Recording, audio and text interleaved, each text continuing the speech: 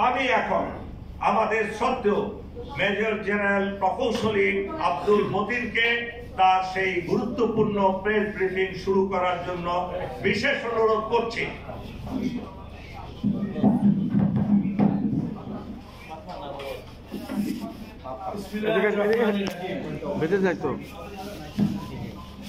সম্মানিত ইলেকট্রনিক্স এবং প্রিন্ট মিডিয়ার সাংবাদিক ভাই বোন, উপস্থিত অন্যান্য অতিথিবৃন্দ, আসসালামু আলাইকুম।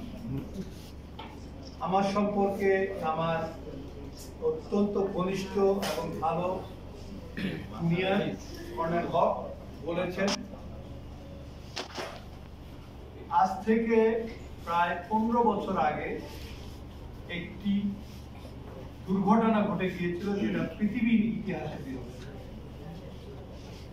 এবং সেই ঘটনা, সেই হত্যাযজ্ঞে তদন্ত করার জন্য সেনা সদরের পক্ষ থেকে একটি কমিটি গঠন করা। সেই কমিটির প্রধান ছিলেন বর্তমানে স্বরাষ্ট্র উপদেষ্টা লেফটেন্যান্ট জেনারেল জাহাঙ্গীর আলম চৌধুরী। এই কমিটি ইনকোয়ারির দ্বিতীয় ব্যক্তি ছিলাম আমি নিজে। তো তখন আমরা কিছু জিনিস উদ্ঘাটন করেছি, কিছু করতে পারি নাই আমাদের সীমাবদ্ধতার কারণে। সেই সীমাবদ্ধতা কি আমি আস্তে আস্তে আমি ক্রোনোলজিক্যালি যাব, যদি আমি মনে করি যে কোনটা ইম্পর্টেন্ট না, হয়তো আমি সেটা স্কিপ করব। সেটা আপনাদের যে একটা ফটোকপি দেওয়া হবে, সেখানে ছোট্ট আকারে রাখা থাকে। জিনিস আপনারা জানতে চান আমাকে জানালে আমি আপনাদেরকে সেটা ব্যাখ্যা করতে পারি। আমি আজকে অত্যন্ত শ্রদ্ধাভরে স্মরণ করছি সেই সমস্ত ছাত্র জনতা যারা খুব পেতে দিয়েছিল দানবীয় একটি সরকারের পেটুয়া বাহিনীর সামনে আমাদের একটা মুক্ত পরিবেশ তৈরি করার, যার কারণে আজকে আমি কথা বলার সুযোগ পেয়েছি, আপনারাও কথা বলার সুযোগ পেয়েছেন।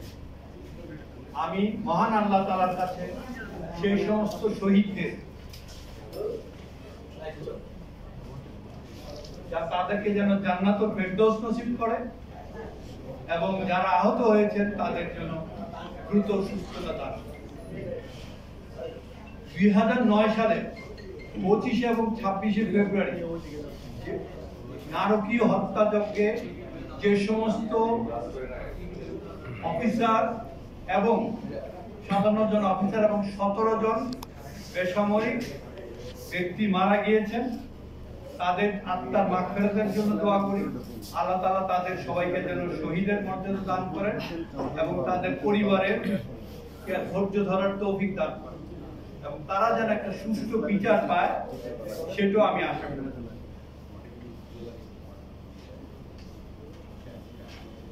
এখন প্রশ্ন করতে পারেন যে এতদিন পরে কেন আমি ব্যক্তিগতভাবে এই উদ্যোগ নিয়েছি কথা বলার।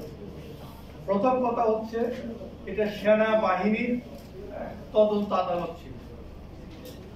এই তদন্ত আদালতের সময় যখন আমরা তদন্ত আদালত শেষ করে আমাদের ফাইন্ডিংস হস্তান্তর করতে যাব, তার আগে আমাদেরকে একটা গোপনীয়তার দলিল সিগনেচার করার জন্য দেয় যে এই তদন্ত আদালতের কোনো বিষয় আমরা কারো কাছে বলবো না।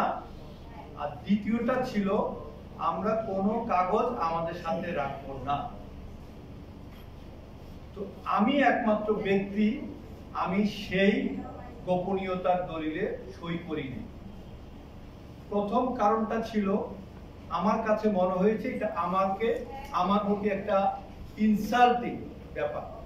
আমি যেই পর্যায়ে ছিলাম এর চেয়ে আরো অনেক গুরুত্বপূর্ণ তথ্য আমার কাছে থাকতো। সুতরাং আমি তো সেই শপথ আমার অফিসার হওয়ার সময় আমি নিয়েছি, তাহলে আবার নতুন করে আমাকে দিতে হবে। আর দ্বিতীয় কারণটা ছিল, আমি মনে মনে চিন্তা করতাম যদি কখন আমার সুযোগ আসে এই তদন্ত আদালত যদি পাবলিশ না করে সরকার, তাহলে আমি এর মূল কথাগুলো সুযোগ পেলে আমি বলে দেব। সেই কারণে আমি এই গোপনীয়তার যে দলিল আমি সেখানে স্বাক্ষর করিনি। সেই কারণে আমি আজকে এখানে আসতে পারছি। আমি কারো কাছে এখন দায়বদ্ধ নই, আমি শুধুমাত্র মহান আল্লাহ তাআলার কাছে দায়বদ্ধ। আমাদের অনেক সীমাবদ্ধতা ছিল, যেহেতু সেনাবাহিনীর তদন্ত, সুতরাং সেনাবাহিনীর বাইরে গিয়ে কাজ করাটা আমাদের জন্য অনেক ক্ষেত্রে প্রায় অসম্ভবই ছিল। সেই সীমাবদ্ধতার মধ্যে আমরা যা কাজ করেছি, সেই যা পেয়েছি সেটা আমরা লিপিবদ্ধ করেছি। এবং যেহেতু আমাদের সবকিছু বের করার সুযোগ হয় নাই, সেজন্য আমরা একাধিকবার আমাদের তদন্ত আদালতে বলেছি যে এই নারকীয় হত্যাযজ্ঞের সাথে অন্যান্য আর অনেকে জড়িত ছিল, কিন্তু আমাদের সীমাবদ্ধতার কারণে আমরা বের করতে পারি নাই, অনেকের অসহযোগিতার কারণে পারি নাই। তবে ভবিষ্যতে এটার জন্য যেন উচ্চতর তদন্ত কমিটি গঠন করা হয়, যারা এই অপতিত বা যারা অজানা তথ্যগুলো বের করে আনতে পারে, সেটা আমাদের তদন্ত আদালতের সুপারিশে ছিল। আমরা তদন্ত আদালত শেষ, আমাদেরকে সময় দিয়েছিল 1 মাস। 1 মাস পার হওয়ার পর যখন দেখছি যে না আমাদের সময় পাচ্ছি না, তখন আমরা আবেদন করি এবং আমাদের আবার সময় কিছুটা বাড়ানো হয়।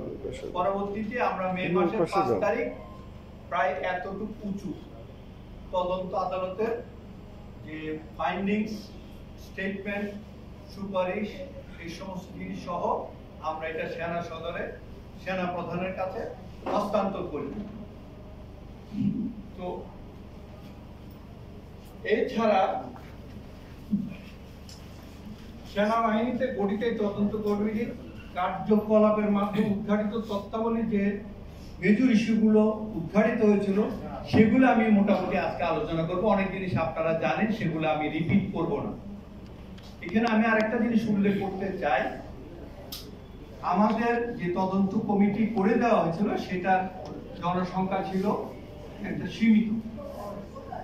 আমি জেনারেল জাহাঙ্গীরের সাথে কথা বলে বললাম যে পৃথিবীর ইতিহাসে এই ধরনের কোনো ঘটনা ঘটেনি, এটা নিয়ে ভবিষ্যতে অনেক ধরনের প্রশ্ন উত্থাপিত হবে। আমরা তদন্ত আদালতকে, তদন্ত কমিটিকে স্বচ্ছতার সাথে, নিরপেক্ষতার সাথে পরিচালনা করতে চাই। সেই কারণে আমরা কয়েকটা পদক্ষেপ গ্রহণ করি। প্রথম পদক্ষেপ হচ্ছে, আমরা নিশ্চিত করতে চেয়েছি লেফটেন্যান্ট জেনারেল যেহেতু প্রেসিডেন্ট ছিলেন, লেফটেন্যান্ট জেনারেল থেকে শুরু করে ক্যাপ্টেন পদবী প্রত্যেকটা র্যাঙ্ক থেকে যেন অফিসার সেখানে প্রতিনিধিত্ব করে। লেফটেন্যান্ট এবং সেকেন্ড লেফটেন্যান্ট আনি নাই এই কারণে, যেহেতু তারা ম্যাচিউর থাকে না, তারা বিভিন্ন প্রশিক্ষণে থাকে, তাদের ওই রকম কাজ করা সম্ভব হবে। আরেকটা জিনিস আমরা করি যে সকল ডিপার্টমেন্ট বা আর্মস থেকে যেন রিপ্রেজেন্টেটিভ থাকে, যেমন ইনফ্যান্ট্রি, আর্মার, সিগন্যাল, ইঞ্জিনিয়ার, প্রত্যেকটা ডিপার্টমেন্টের জন্য অপশন থাকে। তৃতীয় হচ্ছে, এই তদন্ত আদালতে যে কেউ স্বেচ্ছাসেবক হয়ে, ভলান্টিয়ার হয়ে যোগদান করতে পারবে, যার কারণে অনেকে যোগদানও করেছে। চতুর্থ যেটা ছিল, আমাদের তদন্ত আদালতের শেষে যখন আমরা ড্রাফট করি, সেই ড্রাফট আমরা প্রত্যেকটা ফরমেশনে দেওয়ার জন্য একটি সুপারিশ করি সেনা প্রধান বরাবর। আমরা সেনা প্রধান বরাবর আমরা এই অনুরোধটা নিয়ে যাই, কিন্তু সেনা প্রধান এটা আমাদেরকে নাকচ করে দেয়, যার কারণে এটা আমরা ফরমেশনে আর দিতে পারি নাই। এবং এটা আমরা যা পেয়েছি সেটা সেনা সদরের এজিস ব্রাঞ্চে আমরা জমা দিই। এখন আমি আসি 24শে ফেব্রুয়ারি যখন প্যারেড হয়, সেই প্যারেডে যাওয়ার সৌভাগ্য বলেন কিংবা দুর্ভাগ্য বলেন আমার হয়েছিল। আমি সহস্তে গিয়েছিলাম। আমি তখন গাজীপুর সমরাস্ত্র কারখানায় কমান্ডেন্ট হিসেবে দায়িত্বরত ছিলাম। আমি একটু আগেই পৌঁছাই। তো যাওয়ার সময় আমি একটি ব্যতিক্রম জিনিস লক্ষ্য করলাম। সাধারণত আমি নিউ মার্কেটে মাঝে মধ্যে যেতাম, যাওয়ার সময় বিডিআর এর ভিতর দিয়ে যেতাম। বিডিআর এর সৈনিকদের প্যারেড ছিল চৌকুশ, স্মার্ট, তারা খুব সুন্দর করে সেলুট দিত। কিন্তু আমি যখন রাভা প্লাজার পার্ক দিয়ে যাচ্ছি তখন আমি দেখলাম ওইখানে ওদের সেরিমোনিয়াল যে একটা ড্রেস থাকে পাগড়ি পরা, সেই পাগড়ি পরা আমি একটা সৈনিক দেখলাম। আমার গাড়িতে স্টার্ট লাগানো ছিল, ব্ল্যাক ছিল, কিন্তু তাকে দেখলাম নির্লিপ্ত ভাবে দাঁড়িয়ে থাকে। এরকম যাওয়ার সময় আবার অনেককেই দেখলাম, তাদের কারো সেলুটও আমি পাই নাই, এমনকি মেইন গেটও পাইনি। শুধুমাত্র প্যারেড গ্রাউন্ডে পার্ক দিয়ে যাওয়ার সময় আমি একটা সেলুট পেয়েছি। এটা আমার কাছে একটু খটকা লাগলো, কিন্তু আমি খুব একটা এটা আমল করিনি। আমি তো জানি না যে একটা ক্ষেত্র তৈরি হয়ে আছে। প্যারেড হলো, প্যারেড শেষে আমরা লাইট রিফ্রেশমেন্ট করলাম, সবার সাথে দেখা হলো, জেনারেল শাকিল থেকে আরম্ভ করে ডিডিজি, আমার পোস্টমেট ছিল 3 জন, পরিচিত সব অফিসারই ছিল। এদের সাথে কথা বলে আমি আবার আমার গাজীপুরের উদ্দেশ্যে রওনা দিই। পরের দিন ছিল আমাদের জিএসপিসি মিটিং। জিএসপিসি মিটিংটা সেনা সদরে হয়। সেটা হচ্ছে আমাদের সেনা বাহিনীকে যে সমস্ত আইটেম দুষ্প্রাপ্য অথবা যে সমস্ত আইটেম নিয়ন্ত্রিত, সেনসিটিভ, সেগুলো কেনার সিদ্ধান্ত নেওয়ার জন্য একটা কমিটি আছে। সেই কমিটিতে মেম্বার, প্রেসিডেন্ট হচ্ছেন সেনা প্রধান, এবং এটাতে সেনা সদরের যত মেজর জেনারেল আছে তারা থাকেন, কিছু পরিচালক থাকেন, আর বাইরের একজন মেম্বার থাকেন, সেটা হচ্ছে সমালোচক কারখানার কমান্ডেন্ট। তার মানে আমি ওখানে উপস্থিত ছিলাম। তো আমাদের 9টার সময় মিটিংটা শুরু হয়। আমার পাশে ছিলেন জেনারেল জাহাঙ্গীর, উনি তখন টিএমজি ছিলেন, আর উল্টা পাশে ছিলেন সিজিএস এর পাশে ছিলেন অ্যাডজুটেন্ট জেনারেল। আমাদের প্রেজেন্টেশন শুরু হলো। তো যে প্রেজেন্টেশনটা ছিল সেটার সাথে একটা বিডিআর এর সংযোগ ছিল। আমরা একটা মোটর পেয়েছিলাম টেস্ট এন্ড ট্রায়ালের জন্য, সেটার গোলা আমাদের কাছে ছিল না। তো সেই গোলা আমরা বিডিআর থেকে নিয়েছিলাম এবং সেটার উপরে প্রেজেন্টেশন চলছিল। 20 মিনিট পরে সেনা প্রধানের পিএস ভিতরে ঢুকেন, সেনা প্রধানের কানে কানে কি যেন একটু বললেন, সাথে সাথে সেনা প্রধান উঠে গেলেন, সিজিএস কে নিয়ে এবং ডিএমও কে নিয়ে উনি বাইরে চলে গেলেন। আমরা কিন্তু কিছুই জানি না। আমি বের হওয়ার পরে আমি মিলিটারি ইন্টেলিজেন্সের ডাইরেক্টরকে দেখতে পেলাম, ওকে জিজ্ঞেস করলাম কি ব্যাপার, কি হয়েছে, তুমি এখানে বাইরে গেল? তখন বললো যে মিডিয়ার একটু গন্ডগোল হয়েছে, একটু গোলাগুলি হয়েছে, সম্ভবত 2 জন অফিসার আহত হয়েছে। আমি এটা শুনে আর দেরি করিনি, কারণ আমার গাজীপুরে চলে যেতে হবে। আমি আর কাউকে কিছু না বলে আমি ওইখান থেকেই আমার গাজীপুরের উদ্দেশ্যে রওনা দিই। এরপরে যাই হোক, মানে আপনার বাকি জিনিসগুলো জানেন। আমার সাথে আর সেনা প্রধানের তখন দেখা হয় নাই। এইখানে আমরা তদন্ত করতে গিয়ে দেখেছি যে আগে 2বার বিদ্রোহের ঘটনা ঘটেছে। একটা হচ্ছে 1972 সালে, যখন যুদ্ধের পরে বিডিআর এর নাম তখন হয়নি, তারা ইপিআর হিসেবে যুদ্ধে গিয়েছিল। দেশ স্বাধীন হওয়ার পরে তারা তাদের নাম কি হবে সেটা নিয়ে একটা আন্দোলন করেছে। তো সেই আন্দোলনটা অস্ত্র নিয়ে ছিল না। তখন general CR Dutta, brigadier CR দত্তকে দায়িত্ব দেওয়া হয় এটা কন্ট্রোল করার জন্য, বিডিআর নামটা তারই দেওয়া। এরপরে হয় 1991 সালের ডিসেম্বর মাসে তারা বেতন বৈষম্যের দাবিতে নওগাঁ থেকে শুরু হয়, ককটেল ফাটায় এবং এটা পুরো দেশে ছড়িয়ে পড়ে। পরবর্তীতে নিয়ন্ত্রিত হয় এবং যারা দোষী তাদেরকে শাস্তি দেওয়া হয়।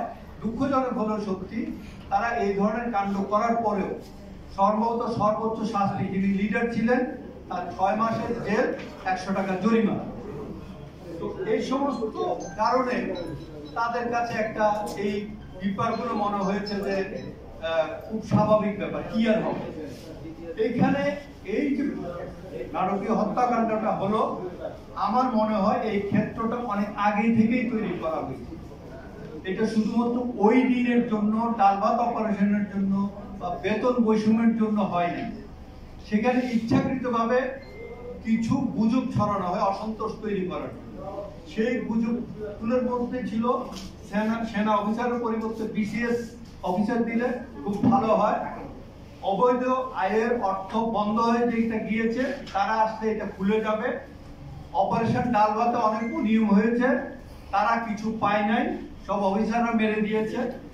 নির্বাচনে যেটা হয়েছিল সেটা টিএ দিয়ে সেটা তারা পায় নাই, সেটা অফিসাররা মেরে দিয়েছে। অথচ এই টিএ যে বিলটা মন্ত্রণালয়ে পাঠানো হয়েছিল, কিন্তু তখন এটা কোনো কার্যক্রম ব্যবস্থা গ্রহণ করা হয়নি।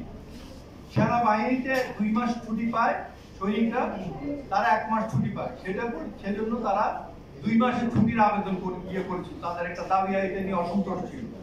তারপরে তাদের আরেকটা ছিল সবাই জাতিসংঘ মিশনে যাচ্ছে, বিডিআর থেকে জাতিসংঘ মিশনে পাঠানো হবে। এবং তাদের আরেকটা ছিল যে সেনাবাহিনীর সদস্যরা আসার কারণে নিয়ম শৃঙ্খলা কড়াকড়ি হয়ে গিয়েছে, তারা এখন আগের মতো ইচ্ছা করলে যা কিছু করতে পারে না। 17 এবং 18 ডিসেম্বর এই 2 দিনের যে কোনো একদিন ফজলানুর তাপসের বাসায় একটা মিটিং হয়। এর মধ্যে হাবিবুর মুনির, সিপাহী শাহাব, সিপাহী মুনির ছিল।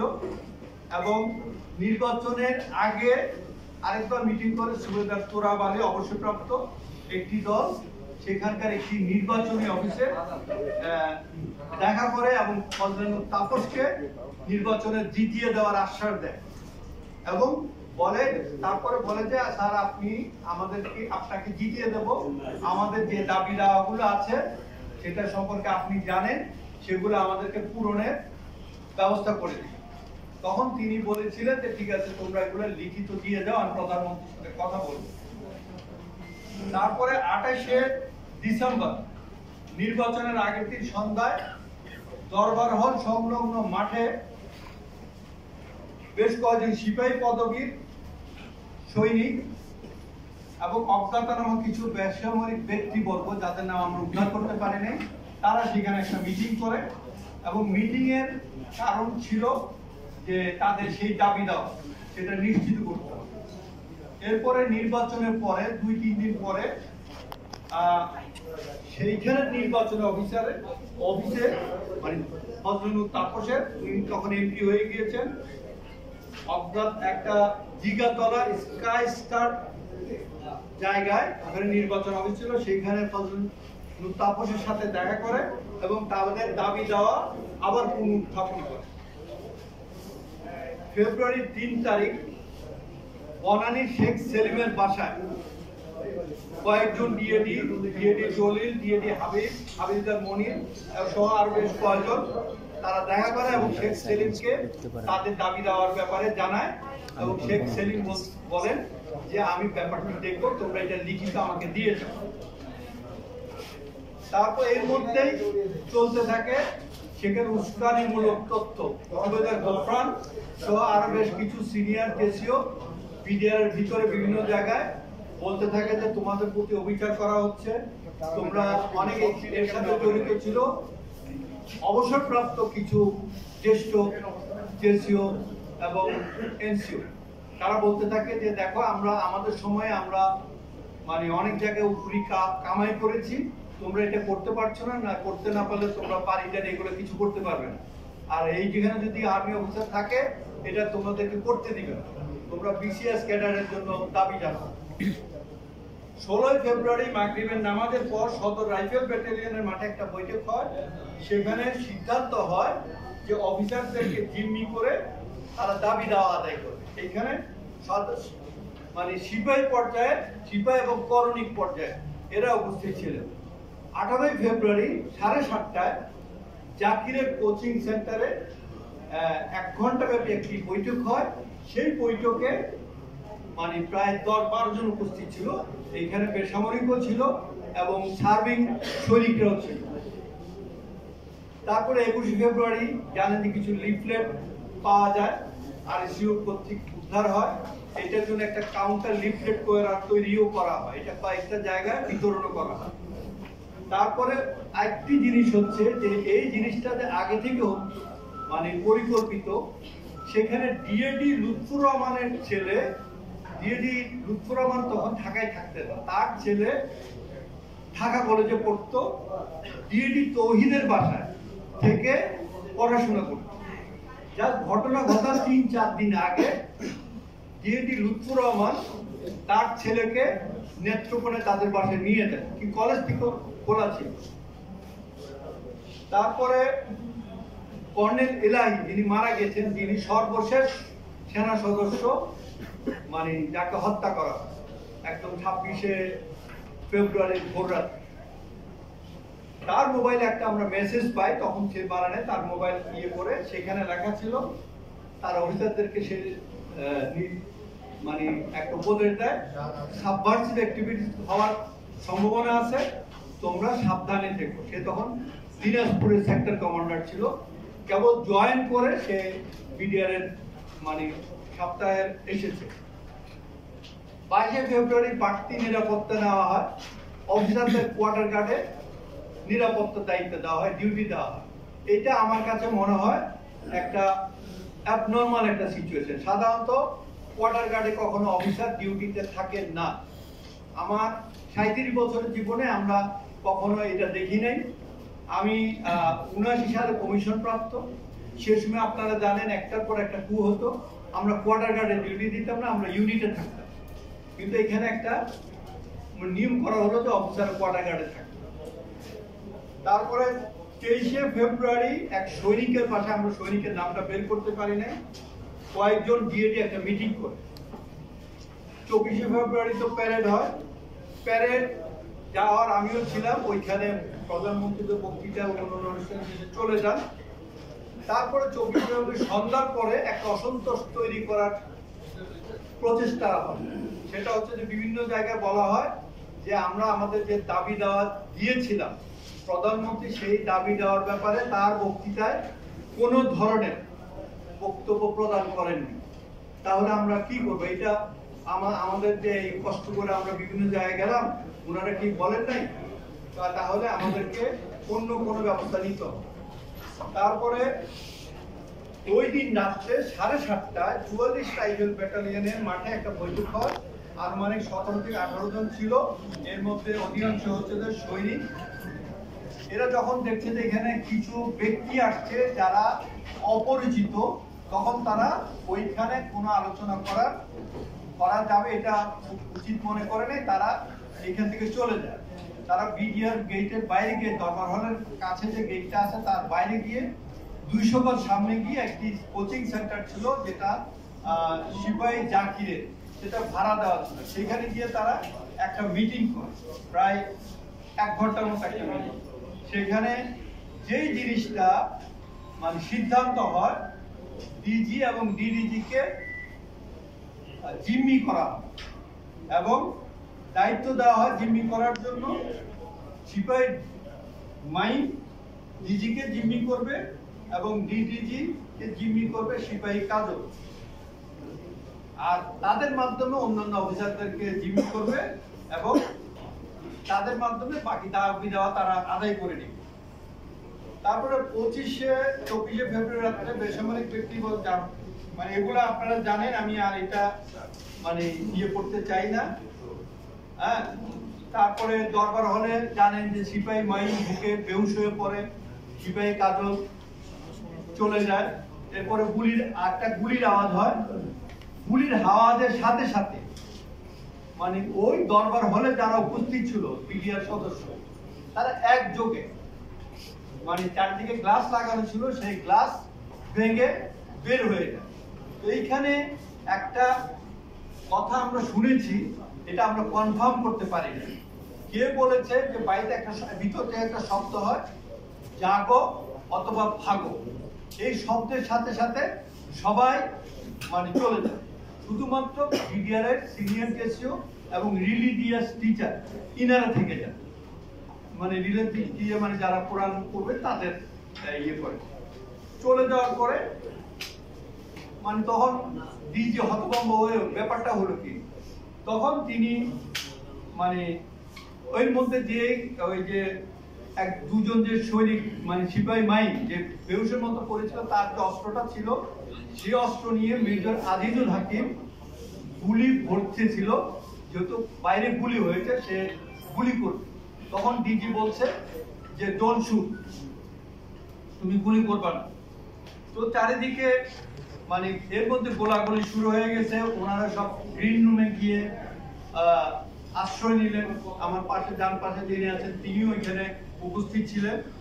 তারপরে এর মধ্যে বিভিন্ন জায়গায় জেনারেল শাকিল টেলিফোন করেন, প্রধানমন্ত্রীকে টেলিফোন করেন, ডিজি র্যাবকে টেলিফোন করেন, সেনা প্রধানকে টেলিফোন করছেন, সবাই আশ্বাস দিয়ে আসবে, কিন্তু কেউ আসেনি।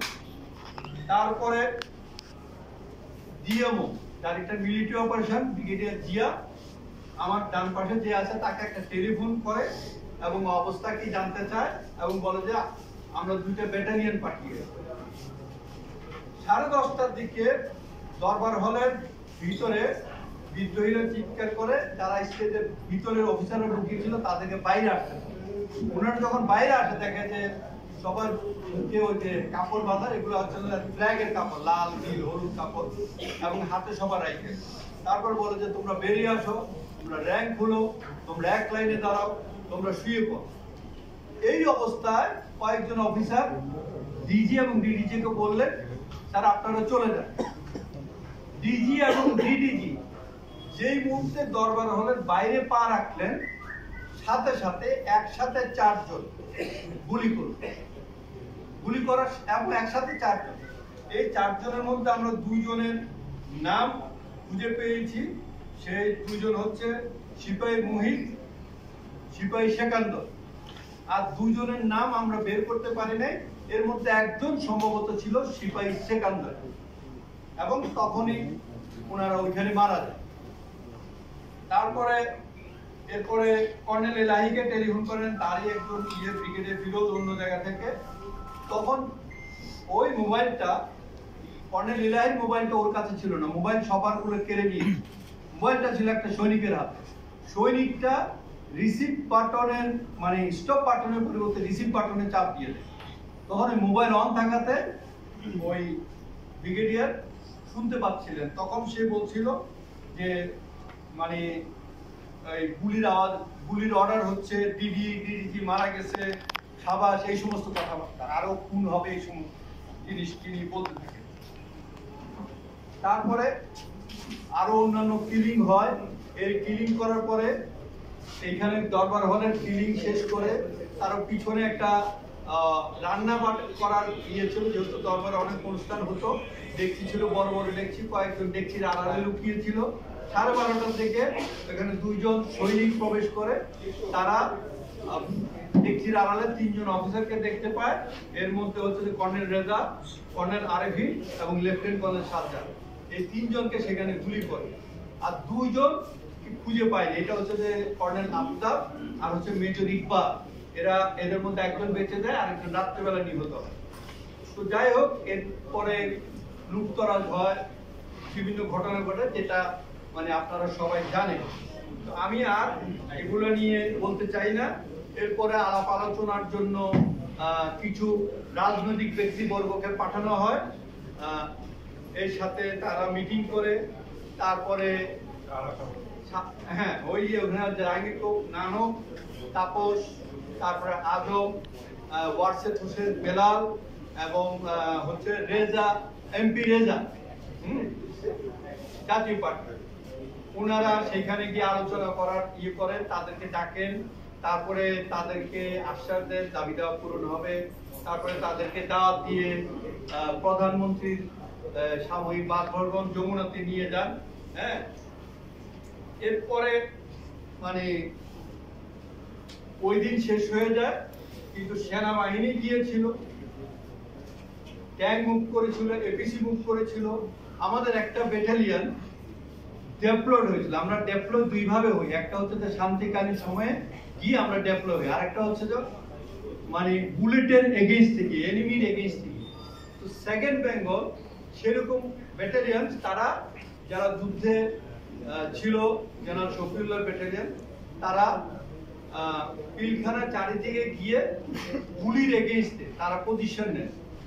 কিন্তু কোনো এক অজ্ঞাত কারণে এদের সবাইকে আবাহনী মাঠে নিয়ে আসা, এবং এখানে 46 ব্রিগেডের ব্রিগেড কমান্ডার গিয়েছিলেন, তার 2টা ব্যাটালিয়ন গিয়েছিল, অন্যান্য ব্রিগেড থেকে গিয়েছিল, কমান্ডো গিয়েছিল, কিন্তু তাদের কাউকেই সেখানে যেতে দেওয়া হয়নি।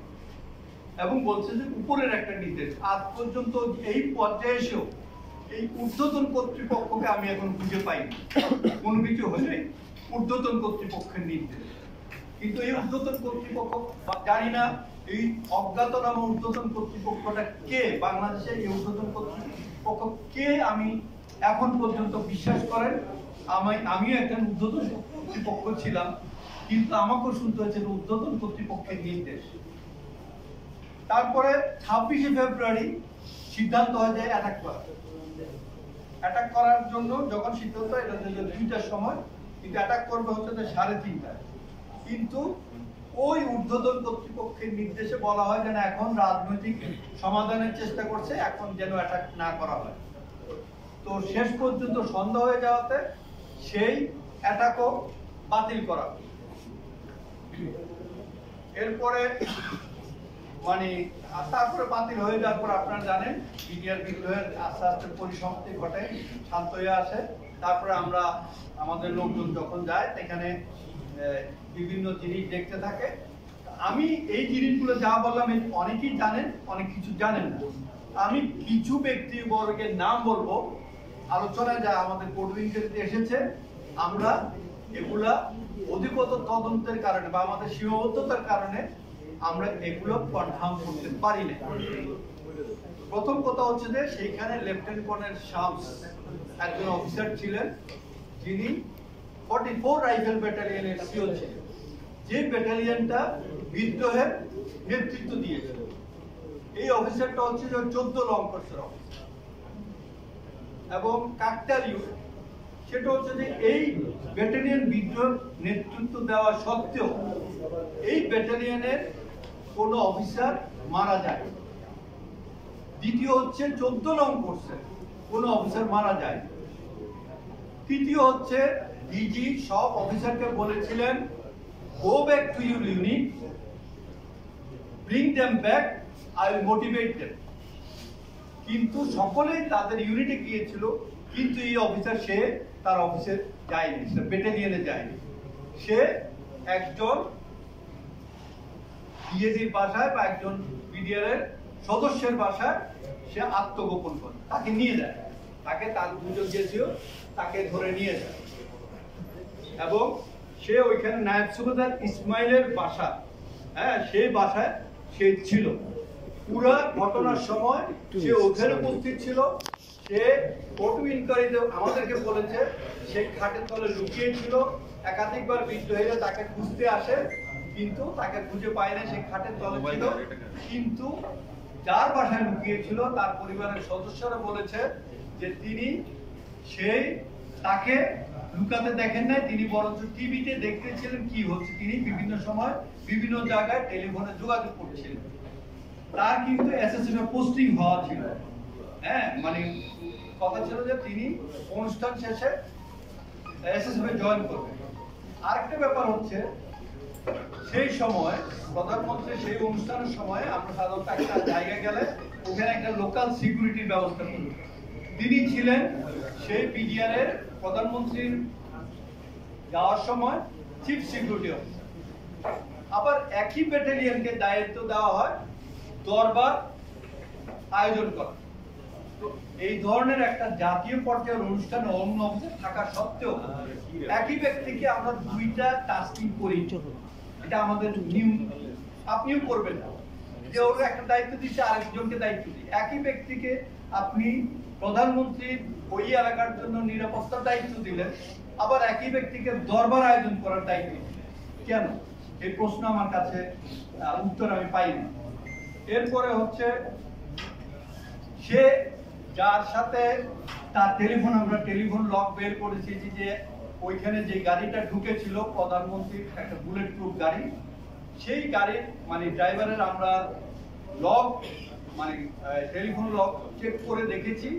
একবার কল রিসিভ করেছে এই টাওয়ার থেকে, একবার কল রিসিভ করেছে ওই টাওয়ার থেকে। এইটা আমাদেরকে একটু চিন্তার মধ্যে ফেলে দেয়।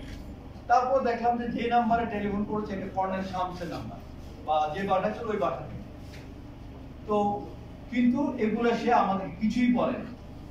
এবং সে তাকে পরবর্তীতে পিএম এর অফিস থেকে গাড়ি পাঠিয়ে রেজা, ওই এমপি রেজা, উনি গিয়ে তাকে উদ্ধার করে নিয়ে যান। নিয়ে গিয়ে তিনি সরাসরি এসএসএফ এ জয়েন করেন। আমাদের নিয়ম হচ্ছে যদি পোস্টিং হয় তাহলে আমাদের একটা নিয়ম অনুসরণ করতে হয়, সেটা হচ্ছে যে ইউনিট থেকে আমার পোস্টিং হবে সেই ইউনিট থেকে আমার মুভমেন্ট অর্ডার নিতে হবে যে আমাকে রিলিজ করা হবে। আর যদি কোনো ধরনের দুর্ঘটনা ঘটে, আমি ছুটিতে আছি বা অন্য জায়গায় গিয়েছি, আমি মুভ করার সময় পাচ্ছি না, কেউ আমাকে রিলিজ করছে না, কিন্তু রিলিজ করার কোনো অথরিটি নাই, নিয়ম হচ্ছে যে আমি নিকটস্থ সেনানিবাসের সেনা সদরে অথবা কোনো ইউনিটে যোগদান করে। কিন্তু তিনি তা না করে তিনি সরাসরি এসএসএফ এ জয়েন করেন এবং তিনি একাধিকবার কিন্তু ডিজিএসএসএফ এর সাথে যোগাযোগ করে। তাকে যখন আমি জিজ্ঞেস করি যে তুমি এসএসএফ এ গেলা কেন, তুমি তো জানো, বলে স্যার আমাকে ডিজিএসএসএফ বলে। আমি যে ডিজিএসএসএফ বলে তুমি যদি সেনা সদর স্টেশন হেডকোয়ার্টারে গিয়ে জয়েন করতা, সেখান থেকে মুভমেন্ট অর্ডার নিয়ে যেতাম, তাহলে তো মানে রুল ভঙ্গ হতো না। আচ্ছা, এখন তার অন্য একটা পরিচয়, তিনি হচ্ছেন ইঞ্জিনিয়ার মোশাররফ হোসেন, যিনি মিরসরাই বাড়ি, যিনি একসময় মন্ত্রী ছিলেন, তার বোনের ছেলে মেজর জাহিদি। এটাও আমাদের কাছে একটা সাসপেক্টেড মনে হয়েছে। তিনি একাধিকবার জেনারেল তারেকের সাথে যোগাযোগ করেছেন, জেনারেল তারেকের সাথে মানে ডিজি শাকিলের যোগাযোগ করে দিয়েছিলেন। তিনিও সেইখানে একটা ওই ঘটনা যখন শুরু হয়ে যায় তাকে নিয়ে যায়, তাকে একটা ওইখানে নিরাপত্তা হেফাজতে রাখা।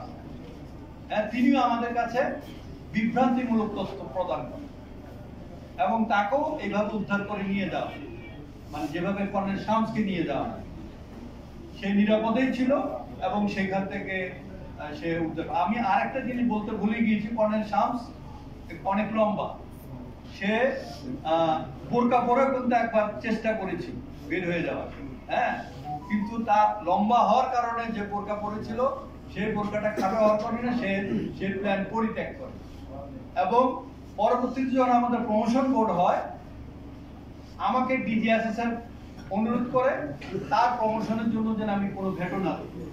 আমি বললাম যে ভাই, সে আমার অফিসার না, আর আমি পদোন্নতি সংক্রান্ত বিষয়ে কোনো আলাপ করব না। এখন তারপরে তার নাম যখন আসে তখন অনেক বলছে তার সম্পর্কে, সেইবার সে প্রমোশন পায় নাই। পরবর্তী বোর্ডে সে ফুল কর্নেল হয়, তারপরে বোর্ডে সে ব্রিগেডিয়ার হয় এবং তাকে ওয়াশিংটনে ডিএ হিসেবে পাঠিয়ে দেওয়া হয় এবং রিটায়ারমেন্ট আগ পর্যন্ত তিনি ওয়াশিংটনেই ছিলেন।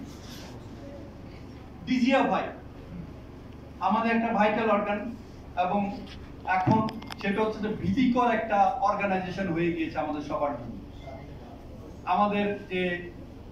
আমাদের যে পরিচিতি ছিল যে সম্মানের, সেই পরিচিতিটা ধুলায় মিশিয়ে দিয়েছে এই ডিজিএমএ।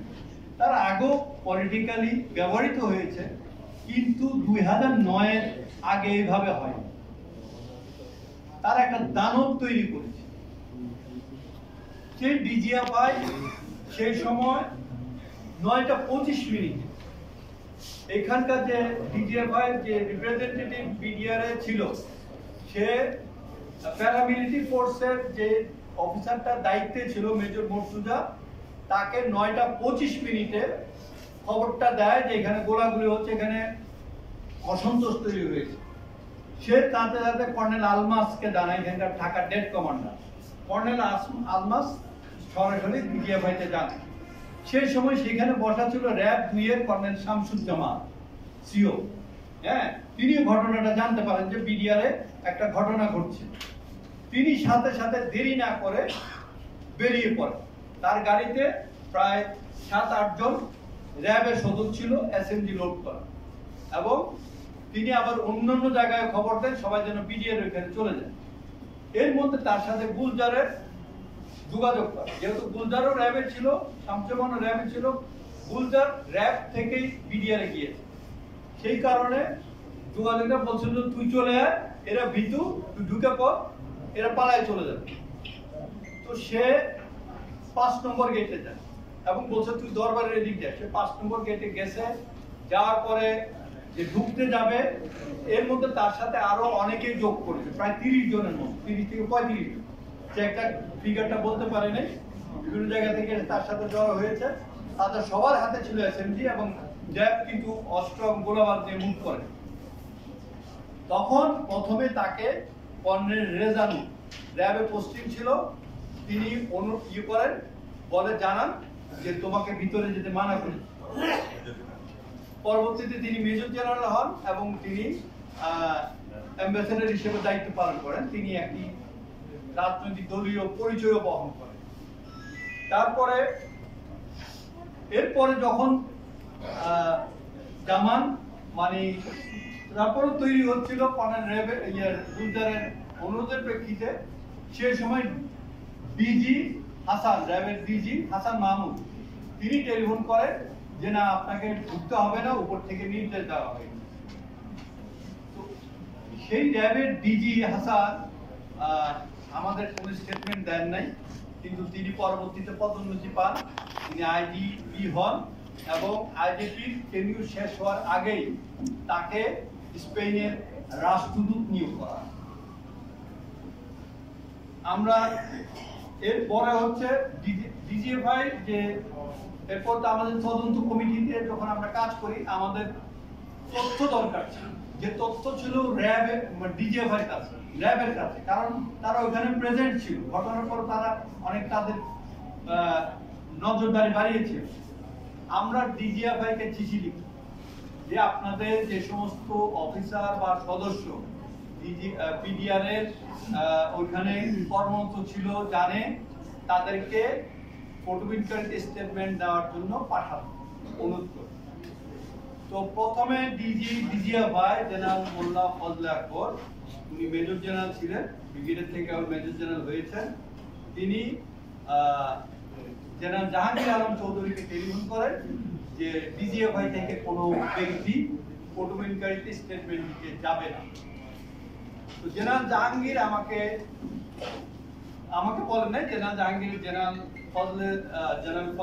বলেন, মোল্লা ফজলে আকবরকে বলেন তুমি জেনারেল মতিনকে বলো, ও এগুলো কোঅর্ডিনেট করবে। তো উনি আমাকে টেলিফোন করেন যে তোমরা নাকি ডিজিএফআই স্টেটমেন্ট চেয়েছিল, আমরা জি স্যার চেয়েছি, বলে আমাকে বলো যে কোন গোয়েন্দা সংস্থা কি স্টেটমেন্ট দেয়? আমি বললাম স্যার কেন দিবে না স্যার, আমরা তো বিভিন্ন ইউনিটে চাকরি করার সময় গোয়েন্দা সংস্থার প্রতিবেদনের প্রেক্ষিতে অনেক অ্যাকশন নেই, তার এটা তো এমন একটা ঘটনা যেটা পৃথিবীর ইতিহাসে ঘটনা নেই, এখানে স্টেটমেন্ট দিতে অসুবিধা বলে না, আমার কোনো অফিসার স্টেটমেন্ট দিবে না। এবং আমরা ডিজিএফআই থেকে কোনো ধরনের ন্যূনতম সাহায্য পাই, অথচ তারাই উচিত ছিল আমাদেরকে সহায়তা করা।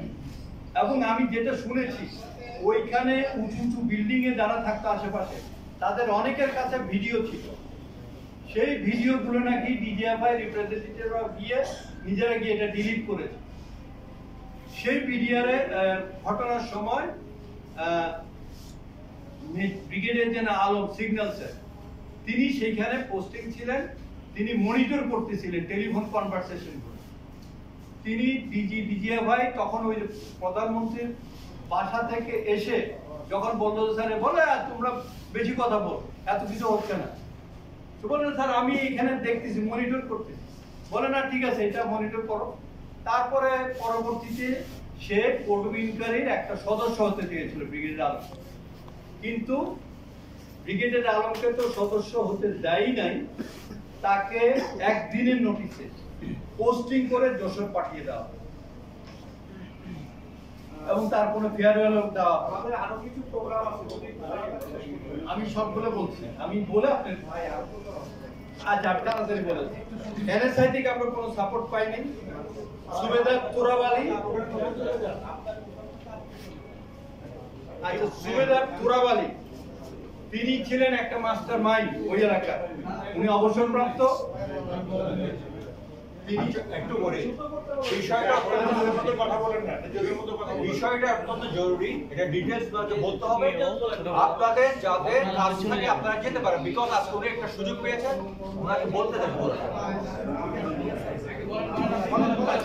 ওকে, সুবেদার তোরাবালি ওখানকার একজন আওয়ামী লীগ নেতা ছিলেন, ওখানকার একজন আওয়ামী লীগ নেতা, তিনি তিনি অর্গানাইজার একটা কারিগর ছিলেন। তবে এখানে উল্লেখযোগ্য বিষয়টা আমি করতে চাই, সেটা হচ্ছে যে 11টার মধ্যে তিনি বাইরে টেলিফোন করেছেন, দেশের বাইরে, পাশের একটি দেশে 11 বার টেলিফোন করেছেন। 2 বার তিনি সিঙ্গাপুরে টেলিফোন করেছেন। 1টার পরে 1টা থেকে 1:20-এর মধ্যে তিনি পাশের দেশে টেলিফোন করেছেন এবং সিঙ্গাপুরে টেলিফোন করেছেন। কাকে? পাশের দেশে আমাদের একটাই আছে, আর মিয়ানমার না, ইন্ডিয়া ভারত। ভারত। আচ্ছা, তারপরে ব্যারিস্টার ফজলুল তাপসের এখানে ভূমিকা ছিল, সরাসরি ভূমিকা ছিল। সারা খাতুন ওখানে গিয়েছেন, কি কারণে গিয়েছেন আমরা জানি না। উনি ওইখানে গিয়ে অস্ত্র সারেন্ডারের একটা নাটক করেছেন, কিন্তু ওইখানে যে ফ্যামিলি কথা ছিল, আটকা ছিল, তাদের কোনো খোঁজ খবর নেন নাই। তিনি শুধু বিডিআর সৈনিকদের বলতে তোমাদের অস্ত্র তোমরা জমা দিয়ে দাও, আমি চলে যাচ্ছি, এটা বলে উনি চলে আসেন।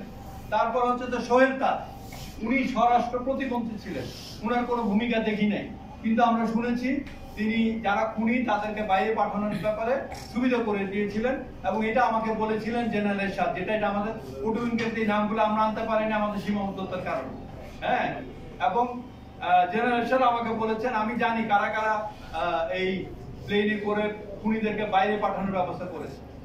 তারপরে জাহাঙ্গীর কবির নানক, মির্জা আজম, আলমারা গিরি, এমপি রেজা, ওয়ারসেদ হোসেন বেলাল, হাসানুল কিনু, রাশেদ খান মেনন, মতিয়া চৌধুরী, এরা রাজনৈতিক ব্যক্তি বলবো। এইখানে একটা ছিল মিলিটারি সিচুয়েশন, ইনাদেরকে কেন এইখানে দায়িত্ব দেওয়া হলো নেগোসিয়েশন করা? তারা বিডিআর এর সম্পর্কে কি জানে, আইন কানুন সম্পর্কে কি জানে?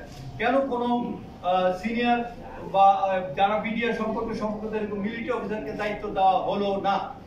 সেটা আমার একটা বড় ধরনের প্রশ্ন থেকেই যাবে। আমরা একটা উদাহরণ দিতে পারি, আনসার একটা বিদ্রোহ হয়েছিল সম্ভবত 91 এই সময়, কোনো একটা সময়। সেই সময় আনসারের বিদ্রোহ দমন করার জন্য, তো নেগোশিয়েট করার জন্য যাকে দায়িত্ব দেওয়া হয়েছিল, পরবর্তীতে তিনি সেনাপ্রধান হয়েছিলেন, জেনারেল মাহবুবুর রহমান। হ্যাঁ, তিনি এর আগে আনসারের ডিজি ছিলেন, তিনি সেখানে অত্যন্ত পপুলার ছিলেন, তাকে দিয়ে এই আনসারের বিদ্রোহটাকে নেগোশিয়েট করা হয়। তাহলে সেই একই জিনিস কেন এখানে অনুসরণ করা হলো না? কেন কোনো মিলিটারি ব্যক্তিকে এখানে দায়িত্ব দেওয়া হলো না? আচ্ছা, তারপর হচ্ছে যে জেনারেল আজিজ, যিনি সেনাপ্রধান হয়েছেন, যিনি আমাদের সেনাবাহিনীর মানে যা কিছু গৌরব ছিল ধুলায় লুণ্ঠিত করেছেন। 18 সালের ইলেকশনে তিনি বলেছেন শতাব্দীর শ্রেষ্ঠ ইলেকশন হয়েছে। তিনি আর্মি হেডকোয়ার্টারে কর্মরত ছিলেন। তাকে পাওয়া গিয়েছে, দেখা গিয়েছে, এটা আমরা কনফার্ম করতে পারি না। অনেকেই আমাকে বলেছেন তাকে ঘটনা যখন ঘটে তিনি সিভিল ড্রেসে পিলখানার আশেপাশে ছিলেন। পরবর্তীতে ঘটনা থেমে যাওয়ার পরে তাকে দায়িত্ব দেওয়া হয় ওইখানকার একটা ব্যাটালিয়নে এবং পিলখানার সিকিউরিটি। কেন, আর কোনো অফিসার ছিল না? উনি আর্টিলারি অফিসার। আমি আর্টিলারি অফিসার বলে ইয়ে করছি, আর্টিলারি অফিসার সেনাপ্রধান হয়েছে, কিন্তু এখানে ইনফ্যান্ট্রি ব্যাটালিয়ন ছিল 46 ব্রিগেডে, 9 ডিভিশন ছিল। সেইখান থেকে তাদেরকে এনে এখানে নিরাপত্তা দায়িত্ব দেওয়া যেতে পারে, এবং ওইখানে থাকতে তিনি ফুল কর্নেলের প্রমোশন প্রাপ্ত হন এবং তাকে এখানে ঢাকা সেক্টরে নিয়োজিত হয়। আপনি আরেকটা জিনিস স্মরণ করে দেন, কেয়ারটেকার গভর্নমেন্টের সময় ওনার যখন নাম আসে সেই প্রমোশন বোর্ডে আমি ছিলাম, তাকে আমরা প্রমোশন দেই নাই তার ভাইয়ের ওই সন্ত্রাসী কর্মকলাপের সম্পৃক্ততার কারণে। যে এরকম একটা অফিসারকে উপরে তোলা মানে একটা সন্ত্রাসী পরিবারকে উৎসাহিত করে। ব্রিগেডিয়ার জেনারেল সারোয়ার্দী, পরবর্তীতে উনি লেফটেন্যান্ট জেনারেল হন।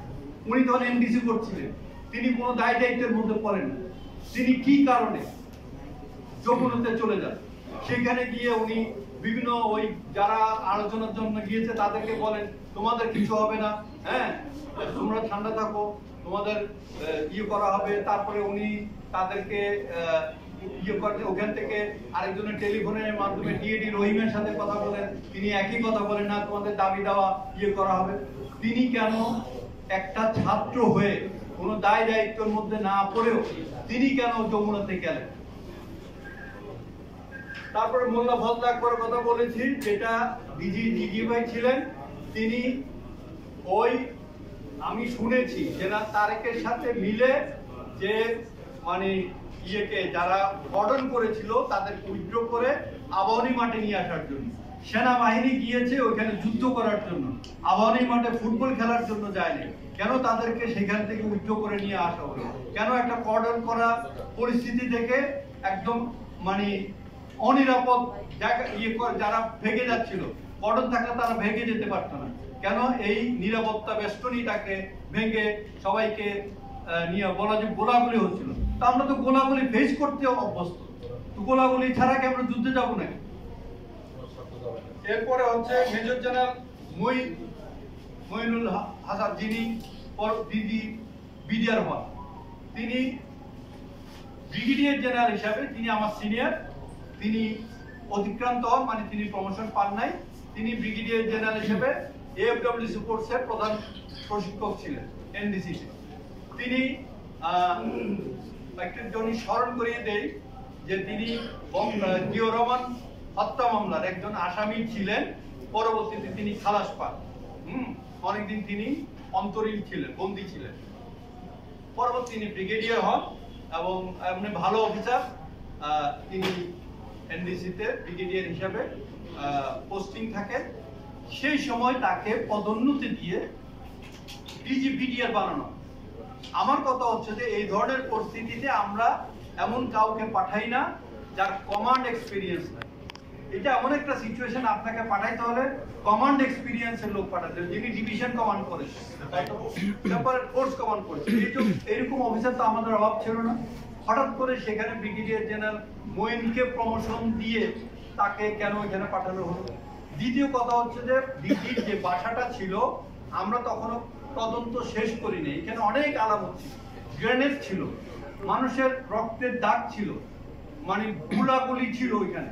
তিনি কয়েকদিনের মধ্যে, স্বল্পতম সময়ের মধ্যে তিনি সেটা পরিষ্কার করে তিনি সেই বাসায় উঠে যান। এইখানে এভিডেন্স নষ্ট করা হয়েছে ইচ্ছাকৃতভাবে। র্যাবের ডিজি আমি আগেই বলেছি, তিনি আমাদেরকে কোনো হেল্প করেন নাই। আমরা র্যাব ডিজি হাসান মাহমুদ, আমরা র্যাবের হেডকোয়ার্টারে প্রথম দিকে যখন গিয়েছিলাম তখন কিছু তথ্য পেয়েছি, আইজি হল তিনি তখন তাকে তিনি হেল্প করেন, কিন্তু পরবর্তীতে আরেকদিন যখন গিয়ে কয়েকদিন পরে তখন আমাদেরকে জানানো হয় যে র্যাব থেকে কোনো ধরনের ইনপুট দেওয়া হবে। হ্যাঁ, আমাদের এটা আমরা জাতীয় পর্যায়ে। তো আমরা বললাম যে কেন, এটা তো আমরা তো সম্মিলিতভাবে একটা করছি। পরে যেন আমাদেরকে সেই উপরের নির্দেশের কথাই বলা হয়। তারপর হচ্ছে মেজর জেনারেল রেজাল, উনি সেই সময় কর্নেল রেজাল ছিলেন, উনি র্যাবে ছিলেন। র্যাবে যে শামসুজ্জামানকে ভিতরে ঢুকতে নিষেধ করেছে সেই রেজানুর, পরবর্তীতে তিনি ব্রিগেডিয়ার মেজর জেনারেল হয়ে যান এবং তিনি রাষ্ট্রদূত নিয়োগপ্রাপ্ত হন। তারপরে হচ্ছে যে মুন্নি সাহা, সাংবাদিক আপনাদের জানেন, কেউ জানলো না, আমরা জানি না, মুন্নি সাহা ওইখানে লাইভ করা শুরু এবং যে সমস্ত অসন্তোষের কারণ ওখানে গুজব ছড়ানো হয়েছিল, সেই গুজব তিনি মিডিয়ার মাধ্যমে পুরো বাংলাদেশে এবং পুরো পৃথিবীতে ছড়িয়ে দেন এবং যার কারণে যে বিদ্রোহটা, যে হত্যাযজ্ঞটা শুধুমাত্র পিলখানার মধ্যে সীমাবদ্ধ ছিল, সেটা পুরো সারা দেশে ছড়িয়ে পড়ে। এবং কেন উনি কার থেকে খবর পেয়ে তিনি সেখানে গেলেন, কে তাকে এই খবরটা দিল যে পিলখানায় একটা গন্ডগোল। আচ্ছা, আমি আরেকটা ঘটনা বলি। সাদেক হোসেন চৌধুরীর ভাই, উনার সাথে আমার একটা ভালো সম্পর্ক আছে, আমি সবসময় ওনার সাথে কথাবার্তা হয়। তিনি আমাকে একটা তথ্য দেন, সেটা হচ্ছে যে তিনি যখন গোলাগুলির সব সংবাদটা শুনেন যে পিডিআর একটা গোলাগুলি হচ্ছে, তিনি এটার সঠিকতা যাচাই করার জন্য তিনি তুফাইল আহমেদ সাহেবকে টেলিফোন করেন, রাজনীতি তুফাইল আহমেদ। তো তুফাইল আহমেদ তখন বলে যে আমি তো যমুনায় আসছি, প্রধানমন্ত্রী আমাকে ডেকেছে। তো বলে যে ভাই আমি এরকম একটা খবর শুনছি, ঘটনা কি সত্য? বলে আমি তো জানি না, আচ্ছা তুমি দাঁড়াও।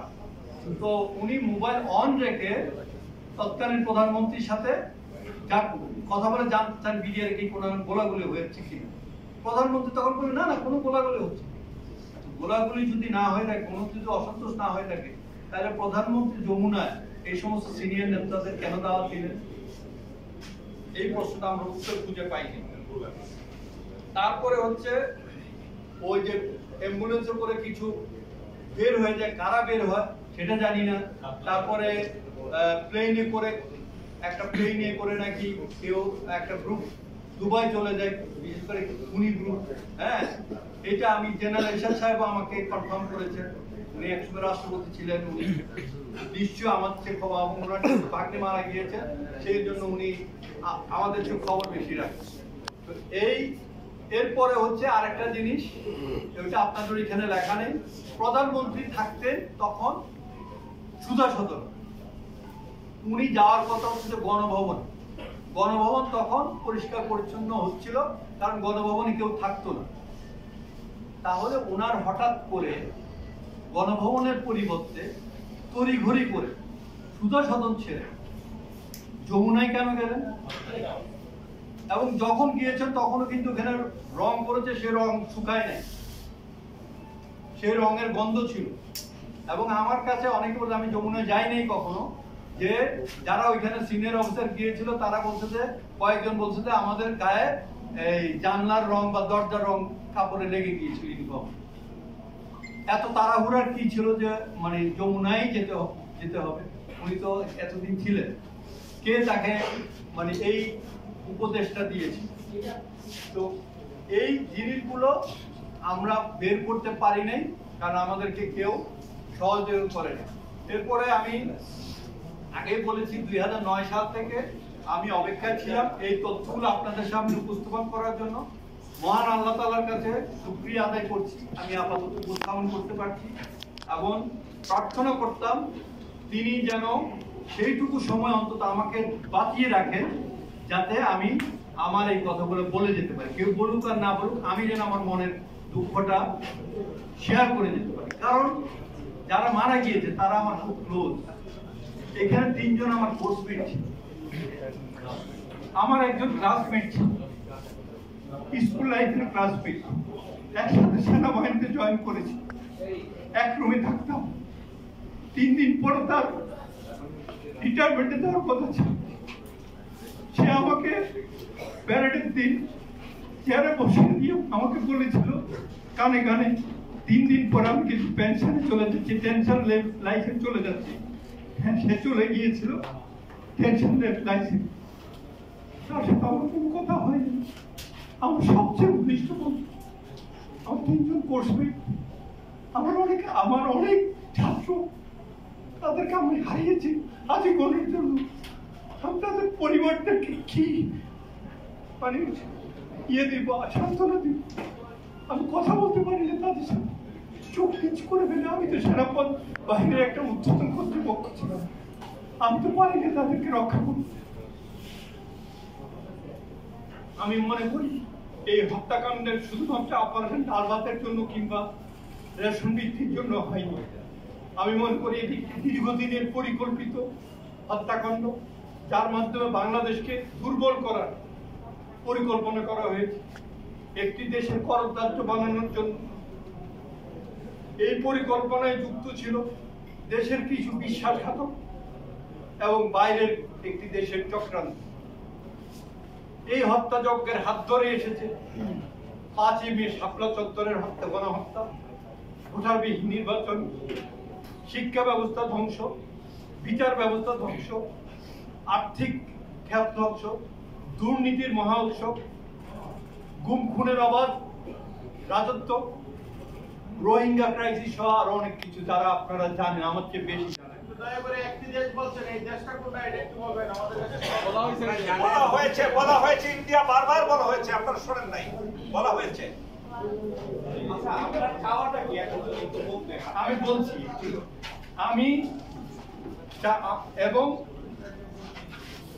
আমি চাই সঠিক তদন্ত হোক, দোষী ব্যক্তিদেরকে দৃষ্টান্তমূলক শাস্তি দেওয়া হোক।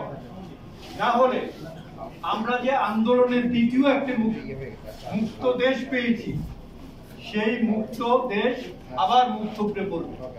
মনে রাখবেন, শত্রু চারিদিকে বিরাজমান, এক এক দিন এক এক বেশে আসবে। আপনারা দেখতে পাচ্ছেন, কোনোদিন রিক্সাওয়ালার ভেসে, কোনোদিন ডাক্তারের ভেসে, কোনোদিন গার্মেন্টস কর্মীর ভেসে আসতে।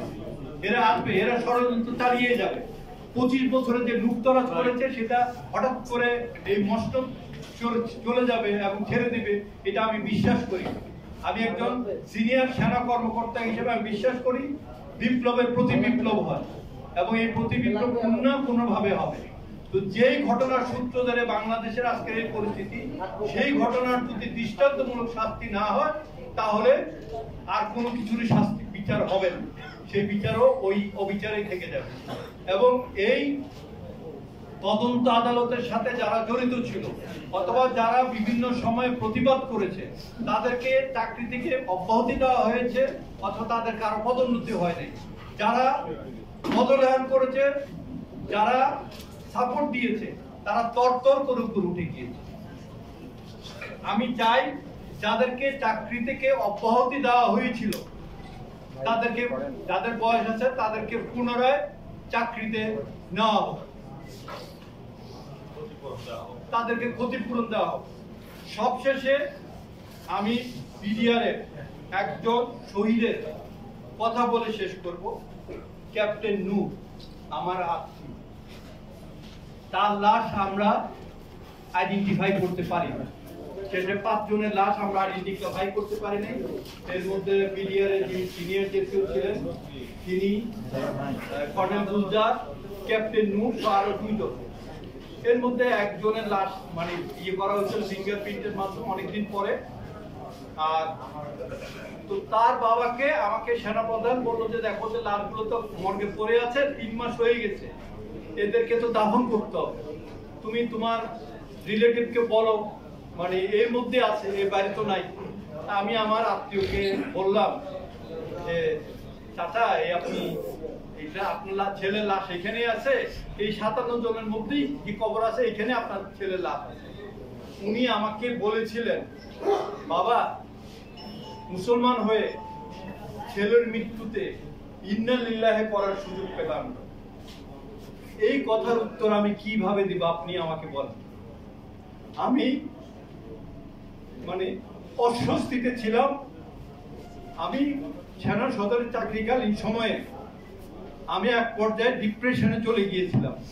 আমি তৎকালীন সেনাপ্রধান জেনারেল মুবিনের সাথে এই ব্যাপারে আলোচনা করেছিলাম। তিনি বলেন যে তুমি বাইরে চলে যাও, কিছুদিন ঘুরে আসো। আমরা যে বাইরে গিয়ে কি স্যার আমি এইটা দূর করতে পারবো না, গিয়ে দেখো না। হ্যাঁ আমার কিছুটা কাজ হয়েছিল কিন্তু পুরো কাজ আমি ঘুমাইতে গেলে সেই জিনিসে বেশি আসে। আমি যখন কারো কথা চিন্তা করি যে জেনারেল শাকিল, কর্নেল এনশাদ বা কর্নেল আনিস, ব্রিগেডিয়ার বাড়ি, এদের কথা চিন্তা করলে এদের অরিজিনাল চেহারা কারো কাছে আসে না। সেই বিভৎস চেহারাগুলো আমার চোখের সামনে ভেসে আসে। আমি অনেক সময় ঘুমাতে পারি না। তো আমি আশা করব যে আমি যে বক্তব্যগুলো দিলাম আমি এর অধিকাংশই কোর্টবিনকারীতে নাই, যেহেতু আমি উচ্চ তদন্ত আদালতের আমরা সুপারিশ করেছি। তদন্ত আদালত এগুলো খুঁজে বের করবে এবং আমার যদি কোনো প্রয়োজন হয় তদন্ত আদালতকে সাহায্য করার জন্য আমি সাহায্য করতে রাজি আছি। ধন্যবাদ সকলকে। আপনারা প্রিয় সাংবাদিক বৃন্দ, আপনারা এতক্ষণ তদন্ত আদালতের, সামরিক তদন্ত, সেনাবাহিনীর তদন্ত আদালতের সেকেন্ড ম্যান অর্থাৎ লেফটেন্যান্ট জেনারেল জাহাঙ্গীরের পরে যিনি ছিলেন মেজর জেনারেল, তার বক্তব্য শুনলেন। যে তথ্যগুলো আপনারা কখনো জানতেন না, এই হত্যাকাণ্ডের সাথে সরাসরি একটি প্রতিবেশী দেশ ইন্ডিয়া, একটি রাজনৈতিক দল আওয়ামী লীগ এবং সেই রাজনৈতিক দলের সকল নেতারা এবং মাস্টার মাইন্ড হলেন শেখ হাসিনা এবং যারা যারা এই ষড়যন্ত্রের সাথে জড়িত ছিল তাদের প্রত্যেককে পদোন্নতি দিয়ে তিনি সর্বোচ্চ পদে বসিয়েছেন।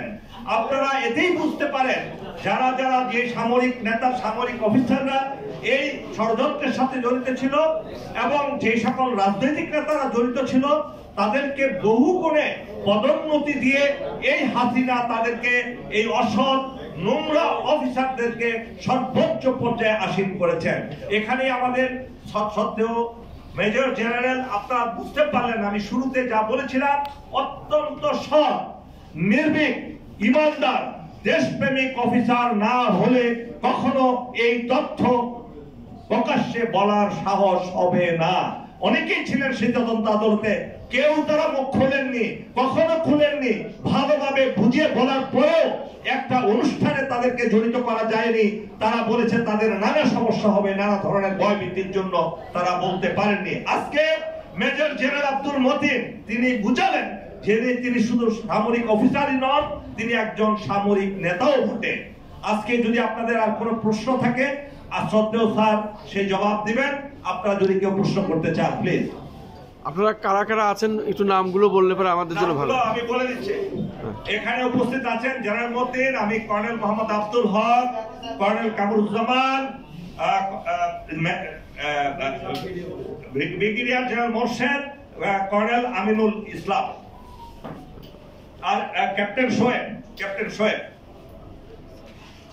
না, এখন কোন সংবাদ সম্মেলনের পরে কোনো দেওয়ার দরকার নেই, কোনো তথ্য। আরেকটা জিনিস আমি সন্নিবেশিত অনেকে প্রশ্ন করে যে জেনারেল তারেক আমার থেকে কি মানে আমি একদিন আমাকে টেলিফোন করলো এসএসএফ থেকে যে জেনারেল তারেক আমার সাথে দেখা করতে চেয়েছে। তা বললাম ঠিক আছে যাবো, বাড়ি ঠিক আছে। উনি বাড়িধারা ডিওএসএতে থাকতেন। তা আমি আমার গাড়ি নিয়ে যাবো, এসএসএফ থেকে বলা হলো না স্যার আমরা আমাদের গাড়ি নিয়ে আপনাকে নিয়ে যাবো।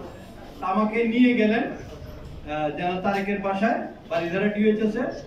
তিনি আমাকে কোর্ট উইনকারের সম্পর্কে জানতে চাইলেন। তো যেহেতু তার এখানে একটা সংশ্লিষ্টতা আমি পেয়েছি এবং তিনি এবং মোল্লা ফজল আকবর মিলে বললাম যে না স্যার আমরা এখনো এটা মানে ইনিশিয়াল স্টেজে আছে, এখন আমরা কিছু বের করতে পারি। হ্যাঁ, তখন উনি আমাকে বলেছিলেন পারলে আমাকে একটা কপি দিন। তো আমি সেই কপি তাকে দেইনি। হ্যাঁ, আমি ওর পরে আর কখনো যাইনি। কিন্তু তিনি বারবার চেষ্টা করেছিলেন আমাদের তদন্ততে কোনো কিছু বের হচ্ছে কিন্তু আমি এগুলো কাউকে জানানোর সুযোগ দেই। ধন্যবাদ। আরেকটা জিনিস আপনাদেরকে বলে রাখছি, এই তদন্ত আদালতে অসংখ্য নিরীহ সৈনিককে তাদেরকে ফাঁসানো হয়েছে মূল ঘটনাকে অন্যদিকে চালিয়ে দেওয়ার জন্য। এটা একটা দিক। আরেকটা দিক হলো এই যে আপনার স্যার যে বললেন মেজর জেনারেল তারিক সিদ্দিকী একটা প্রকাশ্য শয়তান, এই দেশের শত্রু সে, এবং তাকে এদেরকে যদি বিচারের আওতায় না আনা হয় কখনো এই দেশ সত্যিকারে স্বাধীন থাকতে পারবে না। আরেকটা জিনিস বলে রাখি, আপনারা আমাদের ডান পাশে দেখছেন কর্নেল কামরুজ্জামান, উনি এই বিডিআর হত্যাকাণ্ডের সময় অত্যন্ত বলিষ্ঠ ভূমিকা পালন করেছিলেন হত্যাকাণ্ডের পরে, এবং যে অফিসাররা এর প্রতিবাদ করেছিলাম আমরা, এরকম প্রায় 800 অফিসারকে শেখ হাসিনা জোরপূর্বক আর্মি থেকে বের করে দিয়েছে সুযোগ সুবিধা বাদে। তো এই জিনিসগুলো আপনাদের যদি আপনারা বলেন কিংবা লিখেন, আমার মনে হয় এই জিনিসগুলো ক্লিয়ার হবে। আপনাদের সকলকে অসংখ্য ধন্যবাদ। প্রিয় সাংবাদিক ভাই বোনেরা, আপনারা আপনার মনোযোগ সহকারে শুনেছেন, এই জন্য আমরা কৃতজ্ঞ। আশা করি আপনারা এগুলো প্রকাশ করে বিশ্বকে এই ঘটনা বিডিআর বিদ্রোহের কারণ নুন নয়, তারা এই প্রেস ব্রিফিং করলেন আজকে জাতীয় প্রেস ক্লাবে। আমি খন্দকার মাসুদ পুরাটাই আমরা ধারণ করলাম।